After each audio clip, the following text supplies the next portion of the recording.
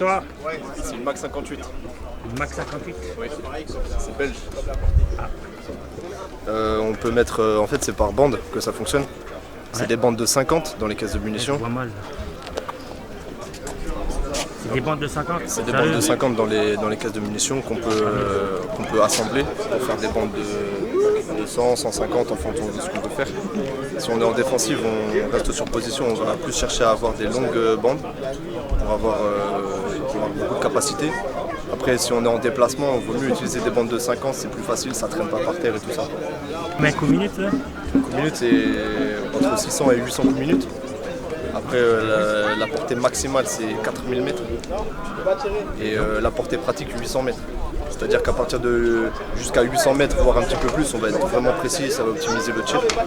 Et au-delà, c'est vraiment histoire de ralentir la progression. Par exemple, quand on voit un ennemi, un convoi arriver, pour ralentir la progression. Ça,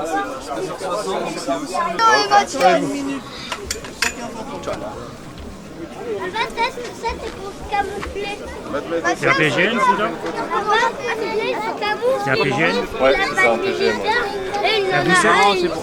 C'est une 12-7? Ouais, c'est ça, 12,7 mm, c'est le fusil qu'on utilise pour à la section tireur d'élite. La portée pratique, c'est combien?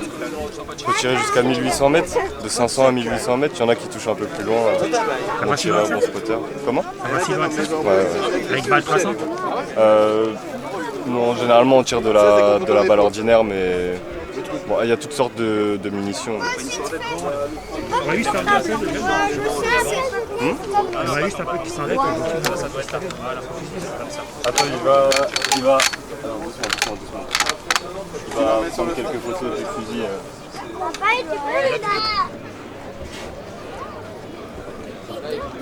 Bon.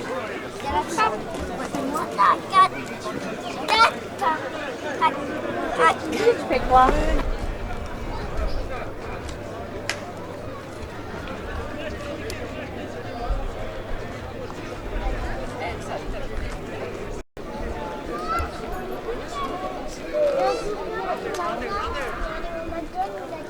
Bon.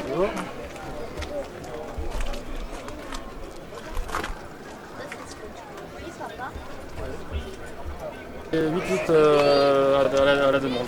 Ah d'accord. Ok. Ça sert à quoi celui-là? Comment? Il sert à quoi?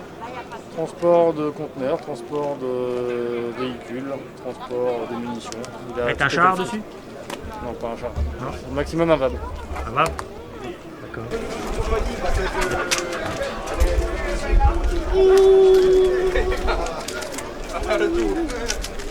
Et Orly. Attends, le monsieur discute avec moi. Je vais ajouter pas toute la situation sur le terrain. En gros, tout simplement les groupes qui sont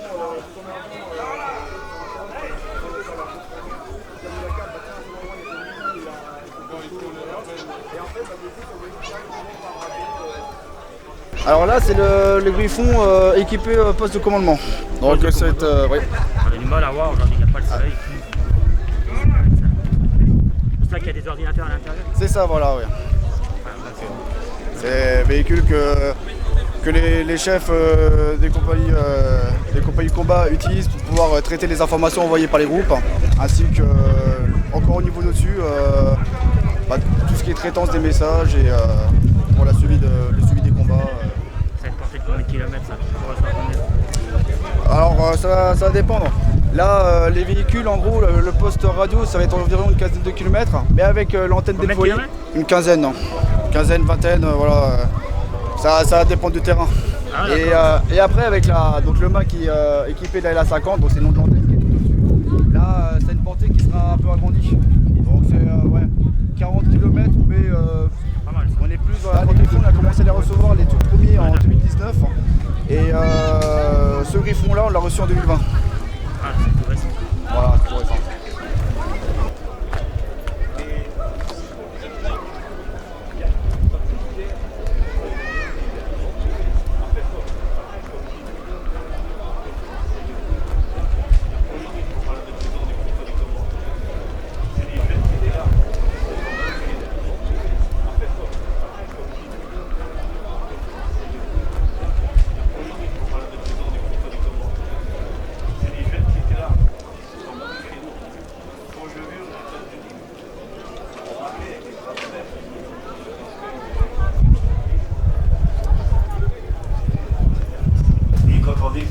chose, ou dire qu'il y a des choses qui viennent de...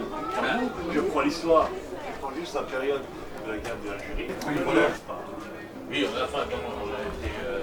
Non, mais c'est ce que j'ai dit. Chacun a eu ses torts. Comment dire, moi, quand je parle avec mon père de la guerre d'Algérie, lui, il a les larmes aux yeux, lui, de penser.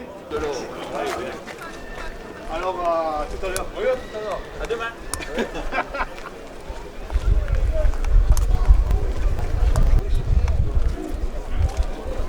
Et ensuite, le ceinturon c'est l'US. Ouais, ça on avait déjà nous. La gourde, c'est ce qu'on avait. Nous aussi. Les pauvres de voilà. Ouais, c'est ça. On avait la tirette. Ah, une tirette. La sécurité, c'est d'arriver les pieds serrés. Ouais. Et puis d'arriver donc pieds serrés et puis d'être déverrouillé, quoi. Ouais, mais ça, il faut y penser, non? Mais ça, on l'apprend avant de sauter. Vous oubliez voilà. Pas. Maintenant, non. Maintenant, si j'arrive comme ça, pieds serrés, si pieds serrés, j'arrive comme ça, il y a un pied qui arrive au sol en premier. Ouais, d'accord. Ouais. Ce pied, il risque de prendre une cheville, quoi. Ouais. Ah, d'accord. Ouais. Mais à l'époque, il y avait déjà les rangers chez vous, là? Ah ouais, d'accord. Ouais. Avec ça, hein. Et avec ça? On avait ça. Donc la cheville était quand même maintenue, là? Oui. Ouais. Voilà, mais des accidents bénins. Il y en a toujours. Hein. Et des accidents mortels, vous en avez eu? Il y en a aussi. En sautant comme ça, là? Oui. Yo. Bah après, c'est le problème de turbulence en l'air, le vent. Ouais. S'il y a du vent, la vitesse elle est augmentée. Oui, parce que on ne tombe jamais comme ça. Ouais, vous partez comme ça. Il y a toujours une petite dérive. Voilà. Donc s'il y a du vent, c'est accéléré. Mais le combattant, lui, pour arriver au sol, il faut qu'il ait un minimum d'équipement. Ouais, d'accord. Donc il faut qu'il ait son sac à dos aussi. Ouais. Bah, le sac à dos, il ne peut pas le mettre dans le dos. Non, puisqu'il y a le parachute. Voilà. Ouais. Donc c'est ce qu'on appelle la gaine. C'est une protection autour du sac qui permet d'accrocher le sac sous le ventral.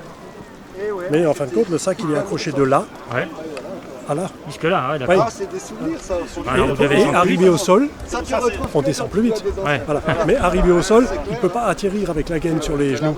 D'accord. Il y a risque de plus d'accidents. Ouais. Donc la gaine, il la largue avant. Ah, il